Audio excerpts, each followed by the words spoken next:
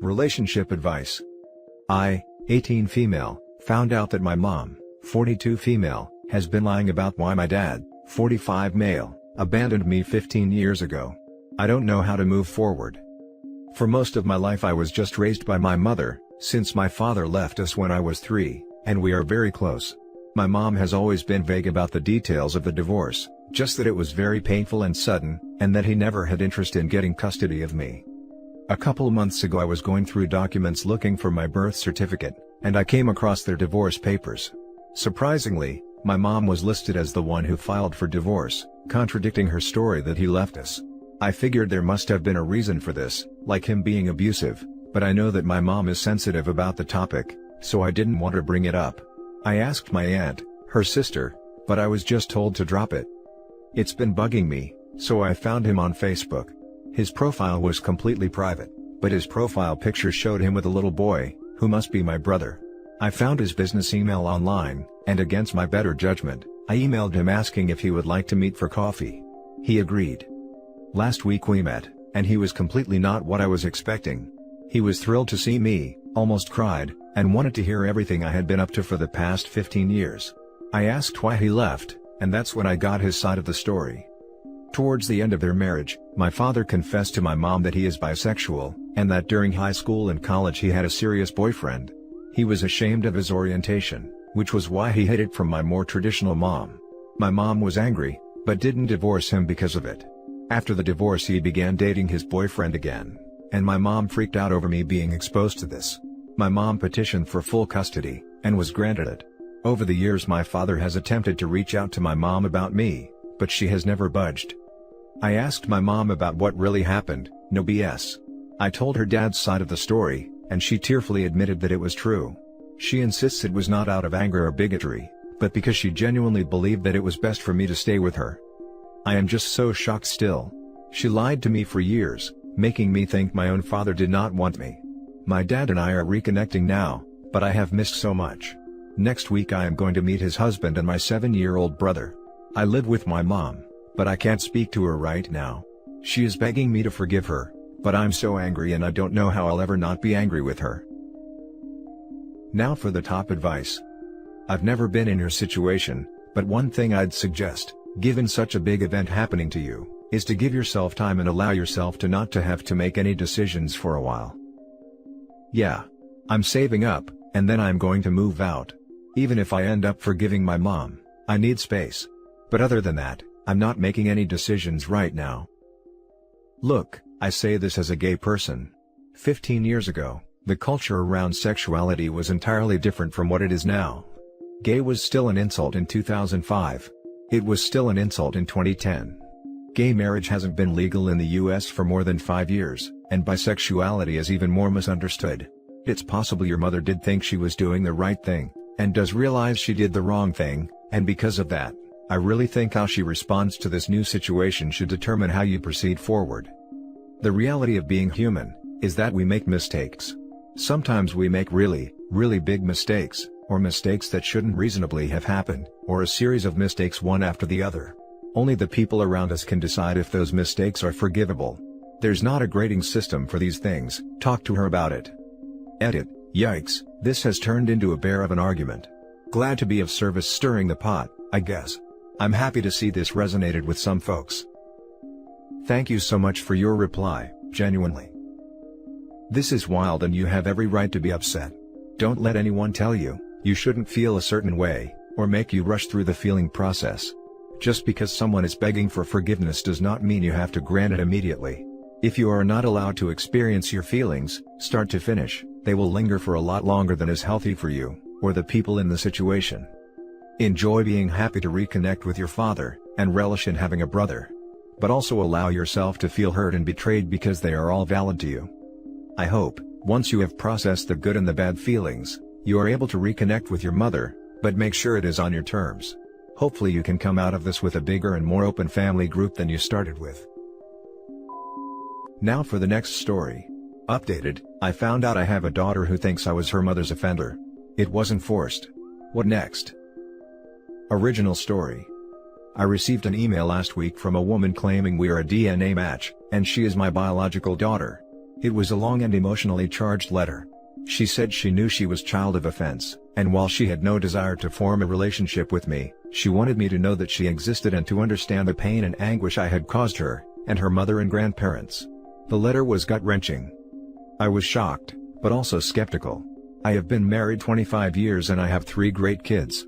I have never forced or abused a woman, ever. I thought this had to be a prank or a scam. I had done home DNA ancestry testing 2 years ago, and it had not shown a child I wasn't aware of. But when I logged into my account, there she was. I did some sleuthing, and figured out that her mother was a woman, Terry, fake name, I had dated for about a month during our first semester of college in the mid-1980s. We broke it off mutually and remained friendly.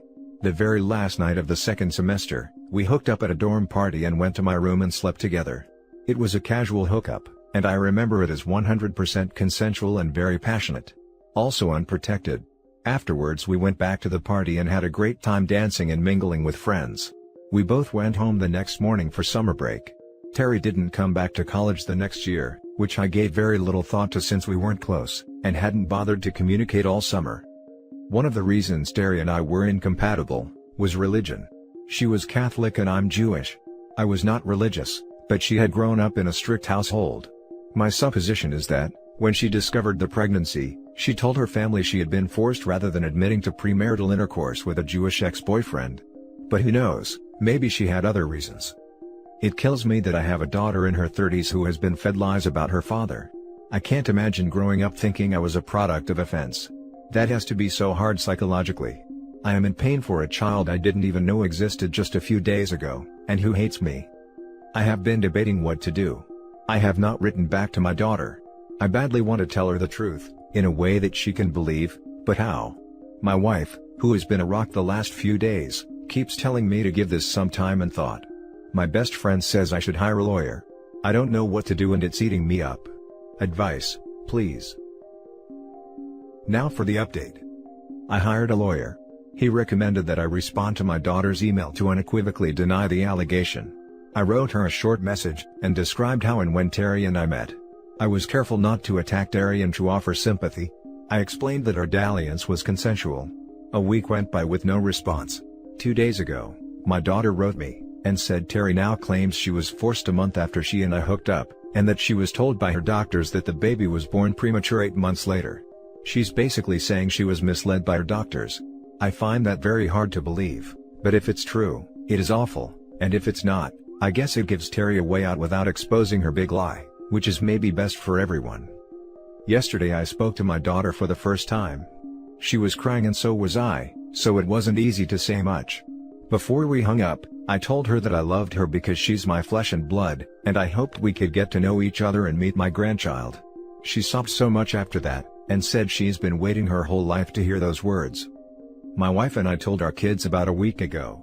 They are teenagers and took it really well. All 3 are interested in meeting their new sister and niece.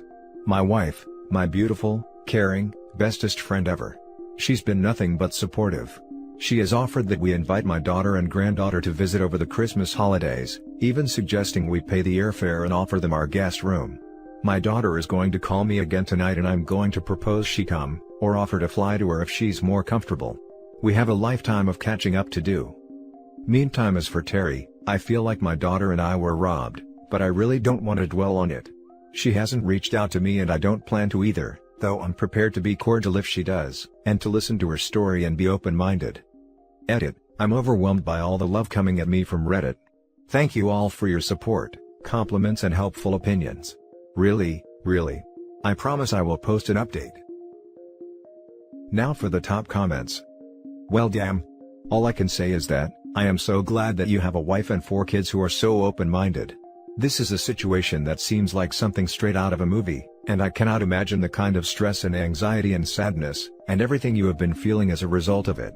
I'm really pleased to hear that things are turning out well with those who matter the most, your spouse and your children, despite the awful lies of another person. I wish you all the best. And as hard as it's been for OP, I literally cannot imagine the pain Terry has inflicted on her daughter. I mean, yes, I get there might be judgment reasons to claim offense, not an excuse, just a reason, but if you're keeping the child, who the hell tells them they were the product of assault, especially if it's a lie? That kind of cruelty is just unimaginable to me. I'm really glad to see a positive update, but all I would advise OP to take things slowly. I know everyone's keen for a meet and greet, but like with adoption reunions, it can be overwhelming, so maybe invite her for Christmas, offer her and her family to stay with you, but also offer a hotel/Airbnb if staying with you might be too much.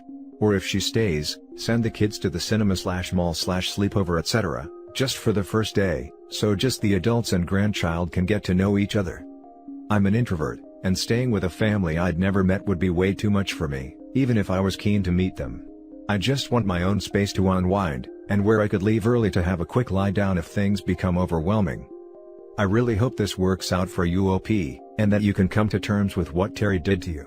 I have to say, I think you've handled everything so far with remarkable equanimity and grace. Dude. Damn. This is probably the best outcome you could ask for, man. You have a level head on your shoulders, man. Props for being so mature about this. Congrats on your new daughter. This is the best possible outcome of what sounds like a really messed up situation. I'm so glad for you and your family, and your daughter. You were so smart to talk to a lawyer first. I'm literally crying.